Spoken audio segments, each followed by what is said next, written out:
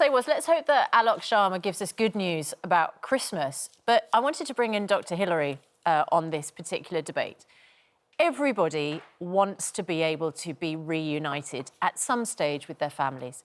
And as we look ahead, and we're all in lockdown 2, which is a sort of lockdown, as we saw from the Prime Minister's meetings in number 10. It's not a proper lockdown, is it? But we haven't been able to hug mums and dads, be with grandchildren. Christmas is an opportunity that we can look forward to.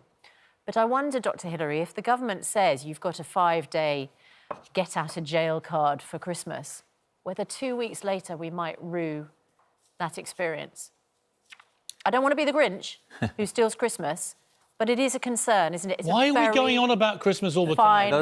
Why are we making this huge thing about wanting to abandon all the regulations, all the sensible stuff, and all the mass inside with our families, so everyone gets the virus and everyone starts dying? I don't get it. A lot of our viewers are saying, are you kidding? The virus isn't going to take 5 days off. Of course it's not.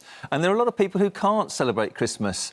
People who work in the NHS, doctors and nurses, paramedics, emergency workers, police, they work normal duties on Christmas Day, Boxing Day, Christmas Eve, and everybody else wants to party. They want to have their celebration, their roast turkey, and have 5 households gathering together.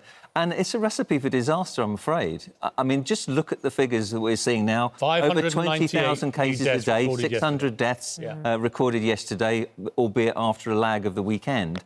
But numbers are going up. What people read in the papers is the acceleration is slowing, but it's still an acceleration of numbers.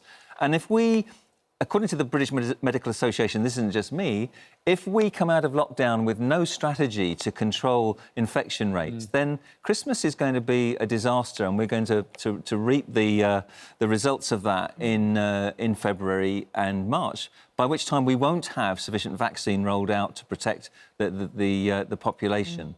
And we'll be back to square one. We know I just think we need a bit of reality to me, Hillary, here. is that the vaccine cavalry is coming.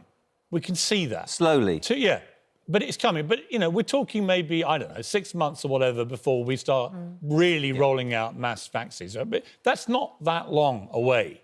But if we, in the meantime, just ignore the rules, if we just get relaxed about everything, so many people will die unnecessarily before the cavalry arrives. I mean, you remember we had that discussion about the Cheltenham Festival back in the day?